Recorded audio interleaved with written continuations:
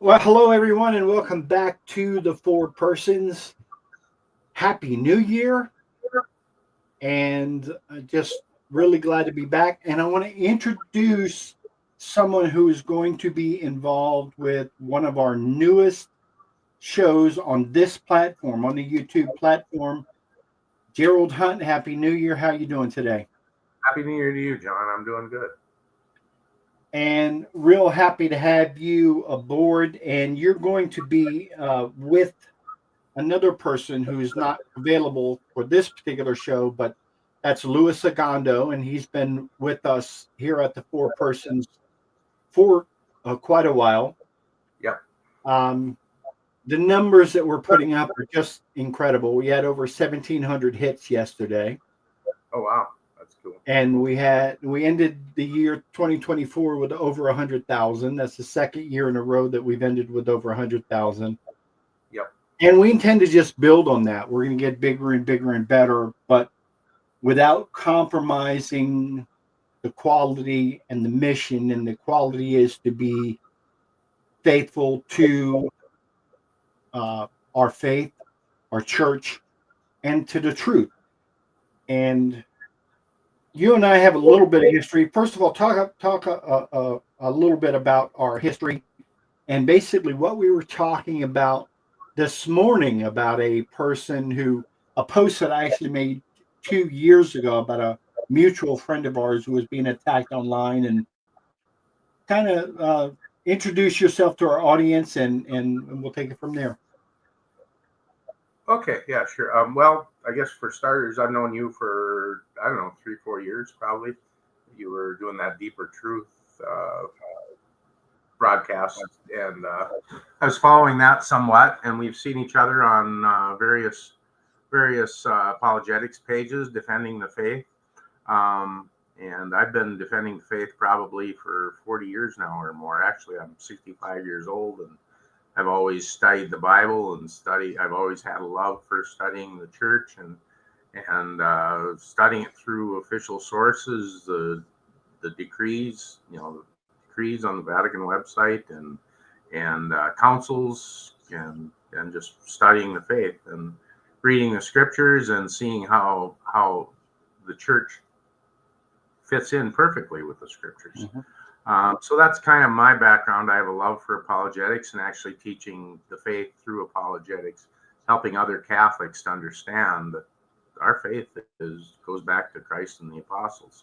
Mm-hmm. So that's kind of my background and what I want to do through this channel with Luis, and also I have some personal stories in my life that I'd like to share. I grew up in a very large Catholic family, 17 children, and my mother was a very devout Catholic. We had 10 boys, 7 girls, and we're a very Catholic family and still are. I mean, it's only 2 of my brothers, one brother and one sister are Protestants, and the rest have remained Catholic. So, and I attribute a lot of that to my mother and her love for her kids and raising them up in the faith. As far as that person that you and I have a mutual friend, Susan Ann. I've known her since probably, I can't remember, probably 2020 or somewhere around there. And very dear friend. I went out and actually visited her for a weekend. Yeah, me too. I've actually met her at her home in New Hampshire as well. And everything, I want to echo everything you say. She's just a dear, sweet, sincere, devout person, heart of a lion, more courage than any 10 men that I know. She's just a model. All kinds of problems, and she just keeps trooping on. Yeah. She's an amazing woman. So. Yeah.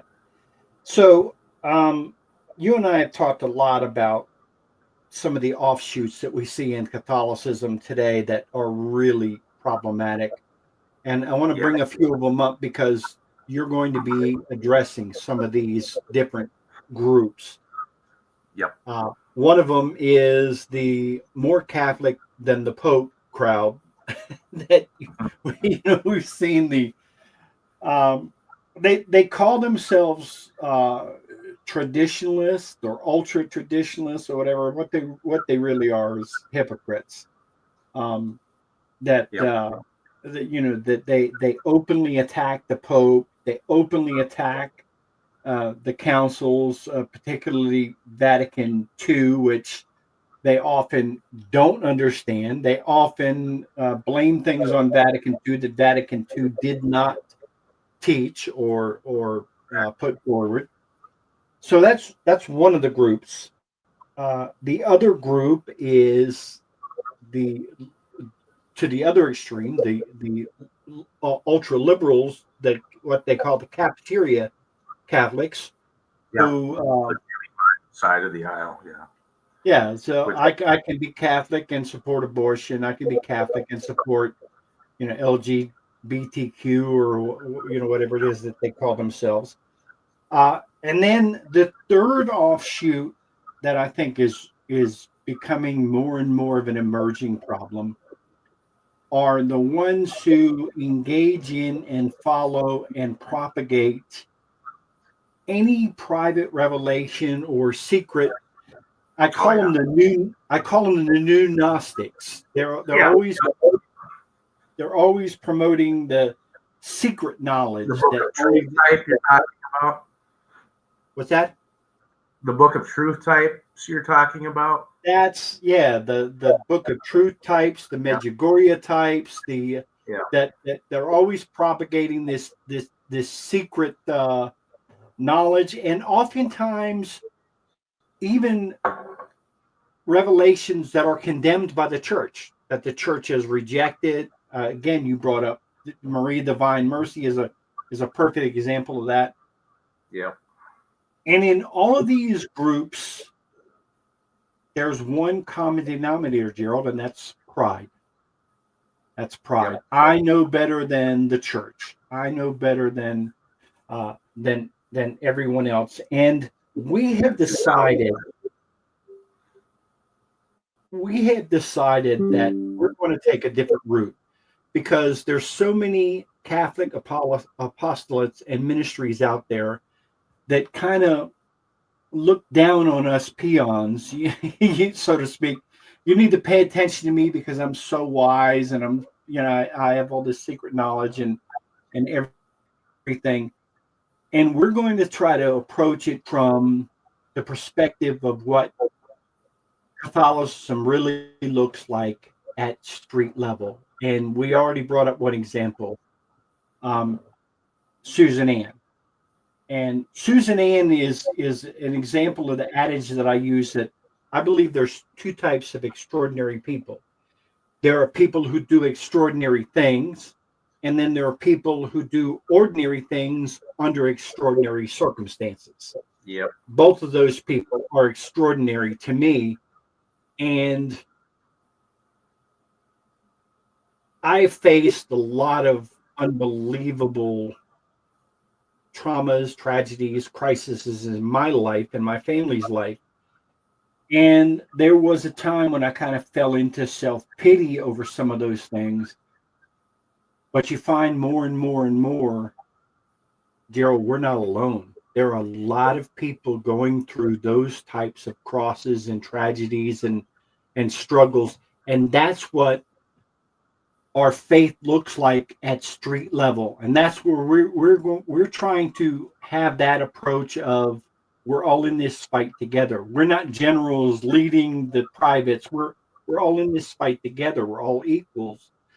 Yep. And then the second thing that we're going to focus on is the truth, the whole truth, and nothing but the truth. And that means correcting the record. And a lot of times, we take on another element that I forgot to bring up. Another one of these offshoot groups are those who bow their Catholicism down at the altar of politics. And we have Yes. some of those on the left and some of those on the right. Yep. The last presidential election was a perfect example. Neither one of those people were an example of what a true practicing Catholic should hold up as an example of a person who we should set our hold up as a moral of example of what Catholicism looks like. No, Neither one of those two people would stack up to a Mother Teresa or a John Paul II or a Saint Francis of Assisi. Or so all of those things incorporate what this show is going to be about. Your show is going to be nuts and bolts apologetics, but it's not going to be apologetics from a St. Thomas Aquinas looking down to a student. It's going to be from this is what we believe, and this is correct. yes, that sounds fine to me. I'm not a deep student of those types of people. I guess I've read some Aquinas and all of that, but that's not where I get most of my material from. I guess so.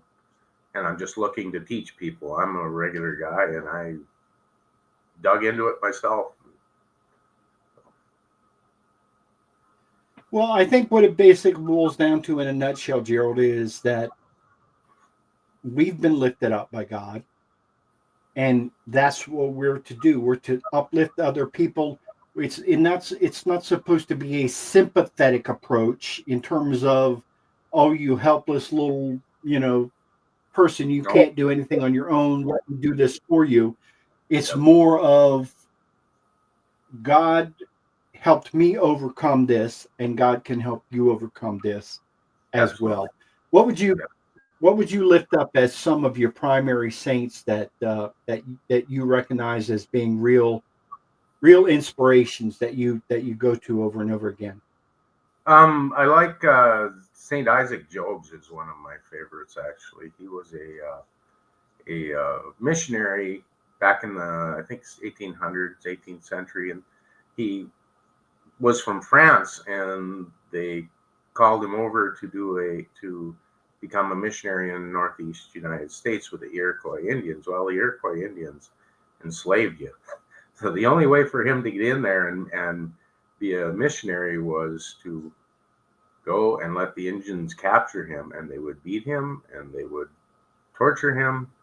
But yet he had such love for Christ and such love for people that he was willing to go in there and endure all of that. And he was with them for, I can't remember, I think it was about 4 or 5 years. And they actually rescued him out of that. And he went back to France for a year. And then he chose to go back and go through it again to do more evangelization because he loved the people so much. And that just showed that, to me, the world would never have become Catholic without celibate men like that. There's no way you could have a wife and kids. So that, to me, shows how important Catholic celibacy has been over the ages, because you couldn't have a wife and kids and go in there. You couldn't bring them along, and you couldn't expect them to sit there at home. Well, you're going to go and save them. And, Christ says that there will be celibates for the sake of the kingdom. And if that isn't a testimony of that, I don't know what is. So he's one, certainly. So, Gerald, have you settled in on a title for your show, or is that something you and Lewis are still working out? I have not yet. I have not yet, and I got to talk to Lewis about that. We got to figure that out, I guess. Yeah. So hopefully in the next few days we'll get that figured out and get a show out.